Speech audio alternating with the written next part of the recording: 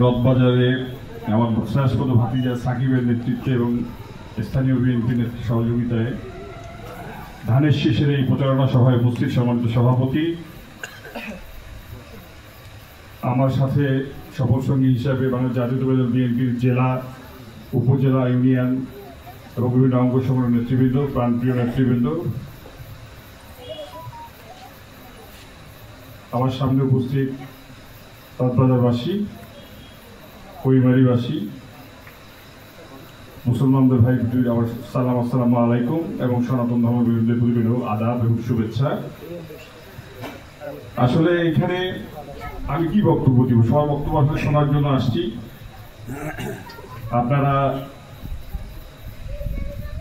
আপনাদেরকে আসলে কৃতজ্ঞতা প্রকাশ করছি এই কারণে যে আপনারা যে দীর্ঘক্ষণ থেকে গরমের মধ্যে নিজের কাজ কর্ম এগুলো সব ফেলা এসে সবার বক্তব্য শেষ পর্যন্ত শুনতেছেন এবং আমার কথা শোনার জন্য এতক্ষণ ধরে বসে আছেন, সেই জন্য আপনাদেরকে আমার অন্তঃস্থল থেকে একটা ধন্যবাদ জানাই।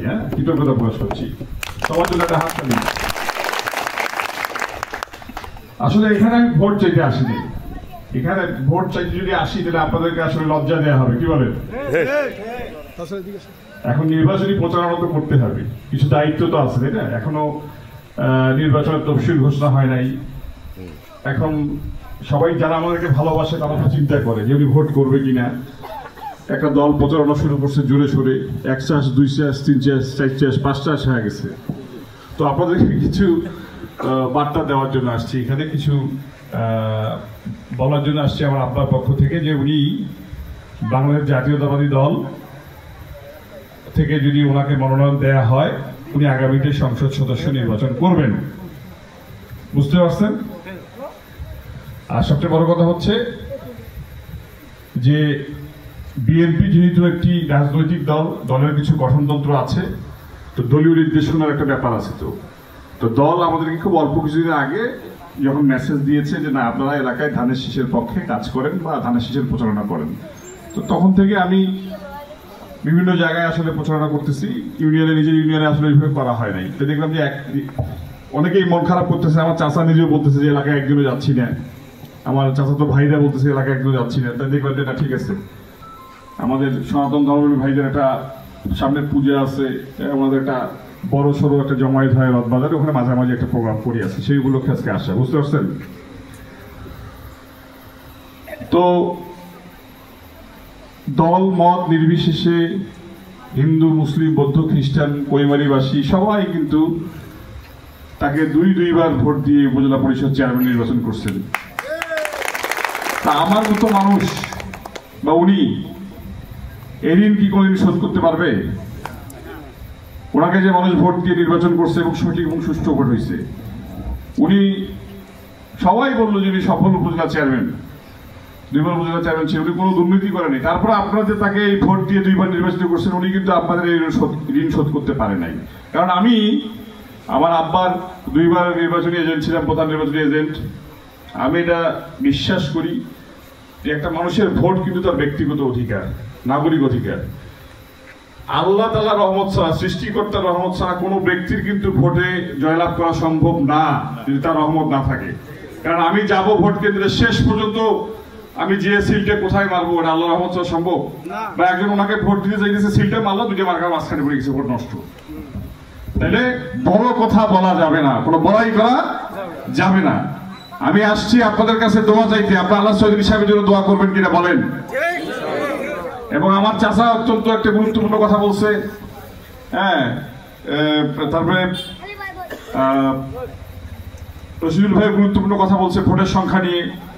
আমি আসলে আপনাদের কাছে একটা জিনিস চাইতে আসছি, এটা ওয়াদা নিতে আসছি। আপনারা কি আমার কোনো কথা শুনবেন? আমার আব্বা যদি ভোটে দাঁড়ায় তাহলে আপনারা কি তাকে শুধু ভোট দিবেন? না, শুধু ভোট দিলে হবে না, তো আপনাদের সবাইকে তার পক্ষে নির্বাচন করতে হবে। আপনারা সেই ওয়াদাটা করেন। আমি 2 হাত দেখতে যাচ্ছি যে আপনারা চৌধুরী সাহেবের পক্ষে কারা কারা ভোট করবেন, আপনারা একটা হাত তোলেন। কারণ আপনারা কি আপনাদের মাটির সাথে বেইমানি করবেন? আজকে উনি যদি নির্বাচনে ওনার তুমুল জনপ্রিয়তা থাকার পরেও কোনো কারণে যদি উনি পরাজয় বরণ করে, দুঃখটা ব্যথাটা কিন্তু আমাদের এলাকাবাসী হিসেবে লাগবে। ইউনিয়নের একজন জয়লাভ করছে, এটা যেমন আনন্দের, ইউনিয়নের একজন জয়ের সম্ভাবনা ছিল কিন্তু পরাজয় বরণ করছে, কিন্তু অনেক দুঃখের। আজকে সৈয়দ আলী সাহেব যদি এমপি নির্বাচিত হয়, আপনারা এক একজন লোক প্রত্যেকে একজন এমপি। সৈয়দ আলী সাহেব আপনারা সবাই এমপি। কোন দালাল ধরে সময় নিয়ে কারো এরকম মাথায় হাত দিয়ে এমপি সাহেবের সাথে দেখা করতে হবে না। আমার বাড়ির দরজা কি খোলা থাকে না বন্ধ থাকে? ফোন দিয়ে খবর নিতে হবে না যে এমপি সাহেব ঢাকা থেকে আসছে কি আসে নাই। আল্লাহর হস্তে যত কাজেই থাক, উনি 365 দিন যদি ঢাকায় না থাকে, আশেপাশে থাকে, রাত্রেবেলা আসে 12 ঘন্টায় থাকে।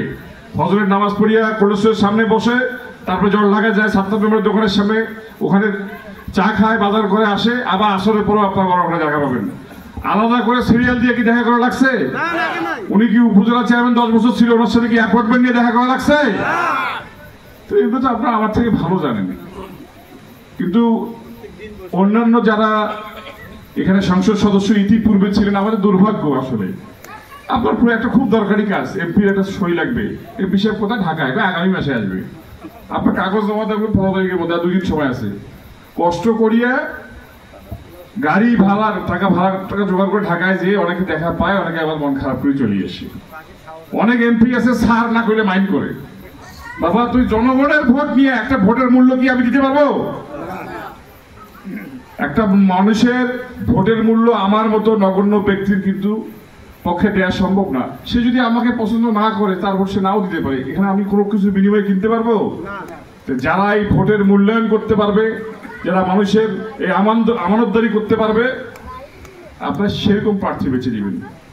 আমাদের এই অবহেলিত অঞ্চলে রথবাজার, আমি প্রায় সাকিবের সাথে কি করি, হ্যাঁ, যে এই এলাকার যোগাযোগ ব্যবস্থা খারাপ, চিকিৎসা ব্যবস্থা খারাপ, একটু ভুল করলে বলি বেটা তো মাথায় বালা খাওয়া লাগার লোক, তো মাথায় কোনো বুদ্ধি শুদ্ধি নেই। তাহলে আমাদের এই এলাকায় আমরা চিকিৎসা সেবা থেকে বঞ্চিত, আমাদের শিক্ষায় আমরা পিছিয়ে আছি, আমাদের ব্যবসা বাণিজ্যে আমরা পিছিয়ে আছি। একটা লোক যদি নিজের এলাকার এমপি হয়, সে সবার আগে দৃষ্টিটা কোন দিকে দিবে? এই বিশ্বাসটা যদি আপনার থাকে, তাহলে তার হয়ে কি শুধু ভোট দিলে হবে? দায়িত্বটা কি? আপনাদের এই গোটা উপজেলা যার যেখানে যে আত্মীয় স্বজন আছে, সবাইকে বলতে হবে। আর কেন বলবেন না? সৈয়দ সাহেব লোক খারাপ, কারো কাছে চাকরি দেওয়ার বিনিময়ে টাকা পয়সা নিছে? হ্যাঁ, মামলায় থানায় মামলা রেকর্ড করার জন্য টাকা দিতে হয়েছে? এর আগে যত ভালো সংসদ সদস্য থাক না কেন, যত ফেরেস্তার মতো লোক থাক না কেন, তার আমলে একটা চাকরি পেতে গেলে টাকা দেওয়া লাগে না? সৈয়দ আলী সাহেব যে 10 বছরে তার এই স্বল্প পরিসরে প্রথমবার উপজেলা চেয়ারম্যানদের একটু তাও পাওয়ারটাও সরকার দিছিল, দ্বিতীয়বার তারও কোণঠাসা। উনি যে কয়জনকে চাকরি দিচ্ছে, কেউ চায় না পয়সা, কাউকে দিচ্ছেন? ওনাকে দিচ্ছিলেন কি? চায় না পয়সা কেউ? তাহলে ওনাকে টাকা দিয়ে ওনার কাছ থেকে চাকরি নিতে হয়। মানে আগামীতে যদি সংসদ সদস্য হয়, ওনার মাধ্যমে যদি কোনো নিয়োগ হয়, তাহলে টাকা পয়সা দিতে হবে কি? ওনার কোনো টাকা মানে আলাদা কোনো চাওয়া পাওয়া আছে? আমাকে বিভিন্ন উপজেলা চেয়ারম্যান বিভিন্ন জায়গা থেকে, রংপুরে আমার পরিচিত আছে, আপনার নীলফামারীতে আছে, বিভিন্ন জায়গায় আছে না, তো বলে ভাই আমার একটা বিল আছে, একটু চাচাকে বলে দিয়ে। আমি ঠিক আছে ভাই, কোনো অসুবিধা, আমি দেখা করি না ভাই, একটু চাচাকে বলিয়ে। তো হয়তো যেদিন আসছে যে ভাই চাচা তো ওই বাসার সামনে বসিয়েছে, তা আপনি বলছেন কি? হ্যাঁ ভাই আমি বলছি, যারা আপনি যে কাগজটা দেন। বলে ভাই কিছু দিতে হবে না, আমার মাথা খারাপ হয়েছে, ভুল করে কথা বলিয়েন না। এখন বাংলাদেশে যে দলের প্রার্থীরা আজকে আপনাদের কাছে ভোট চাইতেছে, ওনাদের সরাসরি ওই ধরনের উপজেলা চেয়ারম্যান ছিল না? ছিল, আমি উপজেলার নাম না বলি, তো ওইখানেও কিন্তু ওই একই ঠিকাদার কিন্তু কাজ করছে। তা বলছে বাপরে বাপ, টুপি মাথার দিয়ে টাকা দিয়ে লেখা যাবে, এই একটা টাকা নাকি পাগলা লোক নাকি? বলছে টুপি মাথার তো আমাকে সই করি টাকা দেওয়া লাগলো। এগুলো সত্য ঘটনা, কারণ আমার ডাক্তারি হবে লোকটা আমার আব্বা। এখন আমি চাইলে কি আল্লাহ সৈয়দের মতো হইতে পারবো? এখন উনি কেন টাকা পয়সা খায় না, কেন টাকা পয়সার প্রতি লোক নাই, কেন নিয়োগ দিয়ে উনি টাকা নেয় না, সেটা ওনার ব্যাপার। আজকে আমি একটা ছোট মানুষ, আমার কি এমন যোগ্যতা আছে যে আমি আপনাদের সামনে এসে কথা বলতেছি, আপনারা সবাই এসে তার কথা মানে সেই কথা শুনতেছেন, আমার সাথে এত লোকজন বিভিন্ন ইউনিয়নে আমরা ঘুরতেছি, এদিকে আমার কোনো যোগ্যতা না।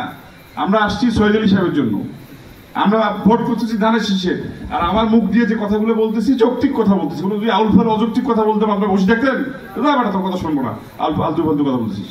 তা আমার এই বিবেক দিয়ে যদি আমি অন্য কোনো দলের লোককে অসম্মান না করি, তাদেরকে বলবো যে আপনারা ভোট করতেছেন করেন, আপনারা রাজনৈতিক বিরোধিতা করেন, আপনার ব্যক্তির সমালোচনা করিয়েন না, তাই না? আমি তো কাউকে অসম্মান করে কোনো কথা বললাম না, যেটা সত্য সেটাই বললাম। অনেক রাত হয়ে গেছে, আমি এখানে আমাকে জোরালো বক্তব্য দিতে হবে, মাইক ফাড়ায় বক্তব্য দিতে হবে, এটা আমি মনে করি না। আমি আপনাদের ভাতিজা, আমি আপনাদের ভাই, আমি আপনাদের সন্তান, আমি আপনাদের নাতি। আমার দাবি আপনাদের কাছে থাকলো এবং এই মাটির দাবি থাকলো। আপনারা আলহাজ শহীদ আলী সাহেবের এবং ধানের শীষের দায়িত্ব নেবেন কিনা আপনারা বলেন? আপনারা ধানের শীষের দায়িত্ব নেবেন কিনা বলেন? এই ধানের শীষের দায়িত্ব আপনারা কিন্তু আমরা সবাই কিন্তু আসলে এই মা লক্ষ্মী বলেন আপনারা, হ্যাঁ, আমি এইটা দায়িত্ব আপনাদেরকে দিয়ে গেলাম, আপনারা এই দায়িত্বটা পালন করবেন, এই আশাবাদ আমি ব্যক্ত করতেছি। আর দ্বিতীয় হচ্ছে, আমি নিজেও হিন্দু কথাটা বলতে ভালো লাগে না আমার, দয়া করে আপনাকে হিন্দু করবেন না, আপনার বলুন সনাতন ধর্মাবলম্বী। সনাতন কইলে কি দোষ? হ্যাঁ, একই বিনতে দুইটি কুসুম, হিন্দু মুসলমান একটি তাহার নয়ন, মুসলিম যে তাহার নয়ন মণি, হিন্দু যে তার প্রাণ। না, কাজী নজরুল ইসলাম কি এমনি বলে গেছে? আপনারা নাক ডাকিয়ে ঘুমাবেন। শহীদ আলী সাহেব চেয়ারম্যান, সরি আগামী এমপি হোক বা না হোক, আমার ফোন নাম্বার আছে না? আরে আপনারা তো জানান না, ঘটনা ঘটার পরে জানান। আপনাদের হাতি ঘোড়া কিছু দিতে পারি আর না পারি, আপনাদেরকে আইনগত সমস্যা যেগুলো আছে, আইনগত সহযোগিতা সেটা আমরা দেব। আর উনি যদি এমপি হয়, যত মামলা জলঢাকা থানায়, এই যে আপনার এই কৈমারি ইউনিয়নের এই এলাকাটাতে বেশি, এখান থেকে কোনো লোককে আর থানায় যাওয়া লাগবে না, নিশ্চিত করবো ইনশাল্লাহ। থানায় যে কোনো টাকা খরচ যাতে আপনাদের করতে না হয়, এটাও কথা দিয়ে গেলাম, আপনারা লিখে রাখেন। কোনো দালাল ধরতে হবে না, এই করে উপকার করলে তো আমরা খুশি, তাই না?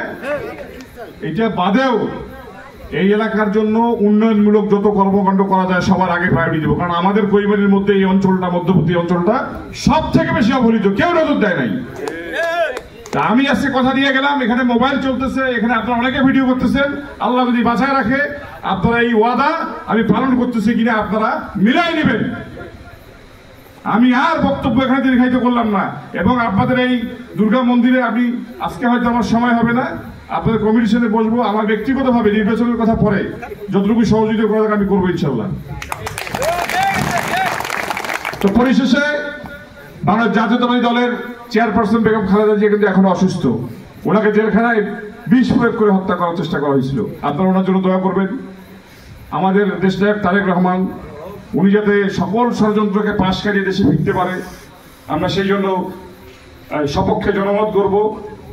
এবং আগামীর জলঢাকা বিনির্মাণে, আগামীর নীলফামারীর ৩ বিনির্মাণে একজন সৎ, যোগ্য, ন্যায়পরায়ণ আমাদের সংসদ সদস্য নির্বাচন করবো আলহাজ শহীদ আলীকে। সেই আশাবাদ ব্যক্ত করে আমাদের নীলফামারী কৃতি সন্তান ইঞ্জিনিয়ার শহীদ ইসলাম তুহিন ভাইয়ের প্রতি শুভেচ্ছা জানিয়ে, আপনাদের প্রত্যেককে শুভকামনা জানিয়ে, আমার সহযোগী যারা আছে তাদের সুস্বাস্থ্য কামনা করে আমি আমার বক্তব্য এখানে শেষ করছি। বাংলাদেশ জাতীয়তাবাদী দল জিন্দাবাদ, বাংলাদেশ জিন্দাবাদ।